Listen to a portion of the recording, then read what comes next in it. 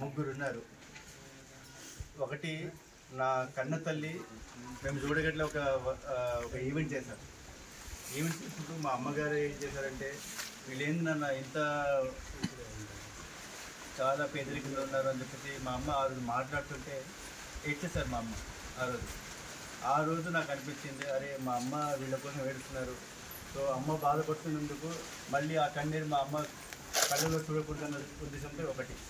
రెండవది, ఈ రాష్ట్రం అంతటా తిరిగిన తర్వాత నాకు ఇంకొక అమ్మ పరిచయం అయ్యారు. అది మా రమాదేవి అమ్మగారు. సో నాకు ఇద్దరు అమ్మలు బేసిక్గా చెప్పాలి అంటే. సో నా పెట్టేది ఏం లేదు, వెరీ క్లియర్. మూడవది, జీసీడో గారు కూడా ఉన్నారు ఇక్కడ. ఎందుకు అంటున్నా అంటే, నాకు అమ్మ నేను రాష్ట్రం అంతటా 8,381 గ్రామాలు తిరిగాను. ఆ ఇరిగేషన్ ప్రాజెక్ట్స్ చూస్తాను, అందరినీ కలిసానమ్మా. కానీ నా ఆలోచన ఏముందంటే, ఇంత చూసిన తర్వాత ఏం చేయకపోతే బాగుండట్లేదమ్మా. ఈ రాష్ట్రంలో ఎవరైతే చాలా పేదరికంలో ఇబ్బంది పడుతున్నారో వాళ్ళకి మనం తగిన న్యాయం చేయాలమ్మా. నా వంతుగా నేను ఒక గ్రామాన్ని దత్తత తీసుకోవాలని చెప్పేసి మొట్టమొదటిగా ఎవరికి ఫోన్ చేయాలని ఆలోచన వచ్చిందంటే ఈ అమ్మగారికి ఫోన్ చేయాలని ఆలోచన వచ్చింది. ఎందుకంటే నేను ఉన్న వాళ్ళలో నిజాయితీ గల ఆఫీసర్లు చాలామందిని చూశాను. దాంట్లో ఇంకా ఎవరైనా ఉన్నారంటే ఈ అమ్మగారే కనిపించారు. ఎందుకంటే నేను మిమ్మల్ని అందరికీ కలవడానికి కారణం, మనమందరం కలవడానికి కారణం మానవత్వం. అది మానవత్వంలో ఎవరున్నా అందరికన్నా కనెక్ట్ అయిపోతాం. సో ఆ మానవత్వాన్ని నేను ఈ అమ్మలో చూశాను కాబట్టి, అమ్మ నేను ఒక గ్రామాన్ని దత్తత తీసుకుంటా అంటే ఈ అమ్మగారు చెప్పారు, నాన్న ఇక్కడ రౌటసింగపల్లి అనే ఊరు ఉంటుంది, అక్కడ జోడిగట్లో వర్ధంతి జరుగుతుంది, కానీ ఇక్కడ జయంతి ఉత్సవాలు ప్రతిసారి అధికారికంగా మేము చేస్తాము. దాంతోపాటు ఇది కూడా అభివృద్ధి చేస్తే బాగుంటుంది నాన్న. ఎందుకంటే తన పుట్టిన ఊరు కదా, అక్కడ చాలామంది కుటుంబాలు వాళ్ళు ఎక్కడో ఉండి వలస ఉంటున్నారు. అలాంటి వాళ్ళకి మనం న్యాయం చేయాలి నాన్న. సో నీ ఆలోచన అదే ఉంది కదా, సో ఈ గ్రామం చూసుకుంటే బాగుంటుందని చెప్పేసి మొదటగా మేము పాతగూడ అని చెప్పేసి మన కొమరం భీమ్ గారి అంటే జోడగడ్ దగ్గర ఒక విలేజ్ చూసాం.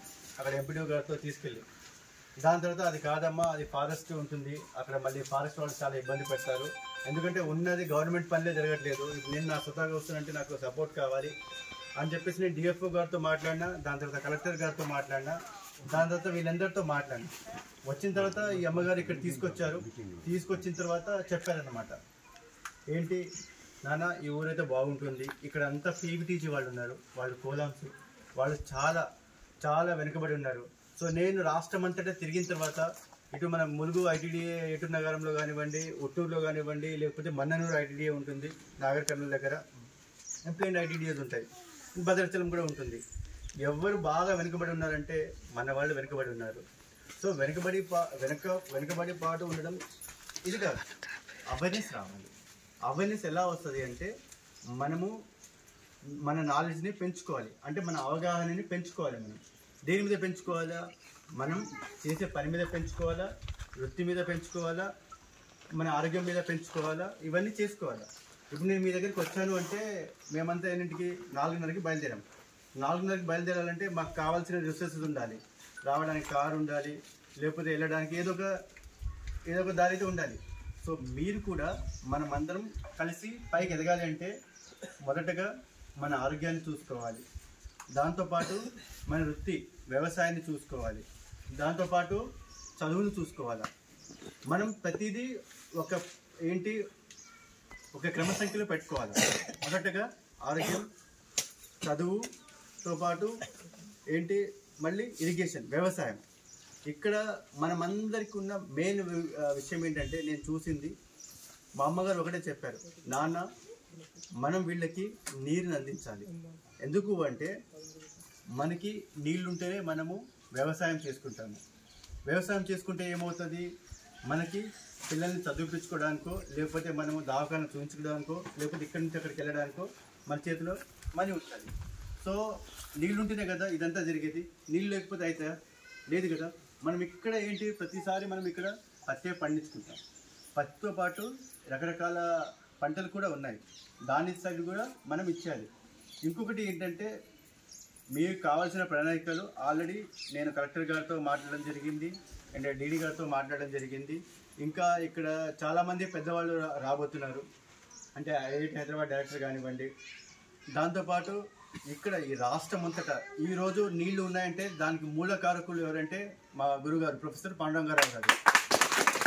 ఆయన నాగార్జున సాగర్ డ్యామ్ వినే ఉంటారు కదా, ఆయన రూపకల్పన చేసింది తనే.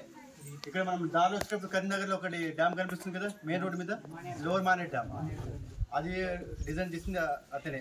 మళ్ళీ దాని పక్కన గుండెతో ఒక కెనాల్ వెళ్తుంది కదా, కాకతీయ కెనాల్ పోతుంది, అది డిజైన్ చేసింది ఆయననే. ఈరోజు వ్యవసాయం బాగుపడుతుంది, తెలంగాణ బాగుండడానికి కారణం ఎవరైనా అంటే అది మా గురువు గారు. దానితో పాటు మనమందరం రాముని కొలుస్తాము, రామ జన్మభూమి మనందరికీ తెలిసి ఉంటుంది కదా. ఆ అయోధ్యకి దాని యొక్క ఆర్కిటెక్ట్ ప్లాన్ ఎవరున్నారో అది 1000 ఏళ్ల వరకు నిలబడుతుంది. ఆ ప్లాన్ కూడా ఇచ్చింది మన గురువు గారు. దాంతోపాటు మన యునెస్కో ఉంటుంది కదా, రామప్ప ఇక్కడ మనకి ములుగు దగ్గర ఉంటుంది కదా, అది మొత్తం డిజైన్ దానికి యునెస్కోలో అంటే ప్రపంచంలో ఇది ములుగులో ఇది ఉంది అని పేరు తీసుకురావడానికి కారణం ఎవరైనా ఉన్నారంటే మన గురువు గారు. నేను ఎందుకు అంటున్నానంటే రేపు మనము అక్కడ ఉన్న అమరజీవి అది ఈ ప్రపంచానికి ఈ తెలంగాణకి ఒక మోడల్ ఇది. నేను అనుకునేది ఏంటంటే 1 yearలో చేయాలని అనుకుంటున్నాను ఇదంతా. కానీ మీ అందరి సహాయ సహకారాలు తప్పనిసరిగా కావాలి. మీరే మొదటి రెస్పాన్సిబిలిటీ తీసుకోండి. ఇంకొకటి, ఈ విలేజ్కి గవర్నర్ గారు వస్తారు, బండారు గారు వస్తారు, అండ్ ఇక్కడ ఎవరెవరు రావాలో వాళ్ళంతా వస్తారు. ప్రపంచం అంతా మన దగ్గరికి వస్తుంది అంటే దానికి మొదటి కారకులు ఎవరు? మీరు కదా. మిమ్మల్ని చూసే కదా మాకు ఆలోచన వచ్చింది. సో మీ దగ్గర నుంచి రెస్పాన్సిబిలిటీ నాకు కొట్టుకోవాలి. ఇంకొకటి నేను మీ దగ్గర నుంచి కోరుకునేది ఏంటంటే మీరంతా మద్యపానంకి బంద్ చేయాలి. ఆ రోజు గవర్నర్ గారు వస్తారు కదా, ఆ రోజు మీరు మద్యపానం నిషేధం చేసి మీరే ప్రతిజ్ఞ చేయాలి తన ముందర. ఆయన ఎందుకు వస్తారండి? ఆయనకి ఎందుకు రావాలి? మీరందరూ ప్రతిజ్ఞ చేస్తే అయ్యో నేను మంచి విలేజ్కి వచ్చినా ఆయన వంతుగా ఆయన ప్రాణం ఇక్కడ వదిలిపెట్టి వెళ్ళాలి. మనం వాళ్ళందరికీ ఒక కృతజ్ఞత భావంతో మనం ఏమైనా చేయాలి. ఓకే, మా తరపు నుంచి ఉండాల్సిన సహాయ సహకారాలు మీకు ఎలాగో ఉంటాయి, దానిలో ఎలాంటి డోకా లేదు. 1 yearలో మనం దీన్ని నెక్స్ట్ అంటే ఈరోజు డేట్ పెట్టుకోండి, మళ్ళీ నెక్స్ట్ ఇయర్ డేట్కి మళ్ళీ ఇట్ విల్ బి సేమ్ ఉండదు, ఇట్ విల్ బి డిఫరెంట్లీ బాగుంటుంది. కాకపోతే ఏంటంటే మీరంతా చాలా ఆర్గనైజ్డ్గా ఉండాలి. అంటే మీరంతా ఏంటంటే ఏది ఎలా చేయాలి ఏంటనేది మనకు తెలియదు, కానీ మనం తెలుసుకోవాలి. మనం మొహమాట పడకూడదు. ఏ విషయానికి జ్ఞానాన్ని పెంచుకోవాలంటే ఎప్పుడు మొహమాట పడకూడదు. మా అమ్మగారు ఎప్పుడు అనేవాళ్ళు ఏంటంటే, నాన్న కళ్ళు తెరిస్తే ఎప్పుడు దేశం కనబడాలి, కళ్ళు మూస్తే ఎప్పుడు దేవుడు కనబడాలి. నాకు తెలిసిన దేశం ఎక్కడో లేదు, నాకు తెలిసిన దేశం ఈ పల్లెలలో ఉంది కాబట్టి విలేజ్ని దత్తత తీసుకోవాలనిపించింది. అండ్ మనం ఇది అందరం కలిసి చేయాలి. ఇక్కడున్న అధికారులు కూడా మీ అందరికి వచ్చినందుకు నా కృతజ్ఞతలండి. అండ్ ఇదంతా మన ప్రాజెక్ట్ అండి.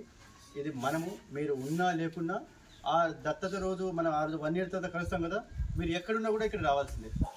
అది తప్పనిసరిగా మిమ్మల్ని పిలుస్తాను. ప్రతి ఒక్కరిని కూడా నేను చెప్పేది ఏంటంటే ఇది మనందరి సమిష్టిది, నా ఒక్కరిది కాదు. కానీ మీరంతా పని చేయడానికి రెడీగా ఉండాలి. నేను ఇప్పుడు 2 విషయాలు చెప్పాను. ఒకటి మద్యపానం నిషేధం. ఇది మనకి మంత్ ఎండింగ్లోనే బహుశా గవర్నర్ గారు ఇక్కడికి వస్తారు. ఎందుకంటే రాష్ట్రపతి గారు అండ్ ఉపరాష్ట్రపతి గారు, వైస్ ప్రెసిడెంట్ ఆఫ్ ఇండియా వాళ్ళు వస్తున్నారు. కాబట్టి మనము దీన్ని పోస్ట్పోన్ చేశాను నేను కావాలనే. ఎందుకంటే నాకు సెలక్షన్స్ కూడా ఉన్నాయి, IPL సెలక్షన్స్ కూడా ఉన్నాయి. సో నేను దాని మీద కూడా ఫోకస్ చేయాలన్న ఉద్దేశంతో నేను దీన్ని పోస్ట్పోన్ చేశాను. సో ఈ మంత్ ఎన్నికల్లో కూడా మనకి గవర్నర్ గారు వస్తారు.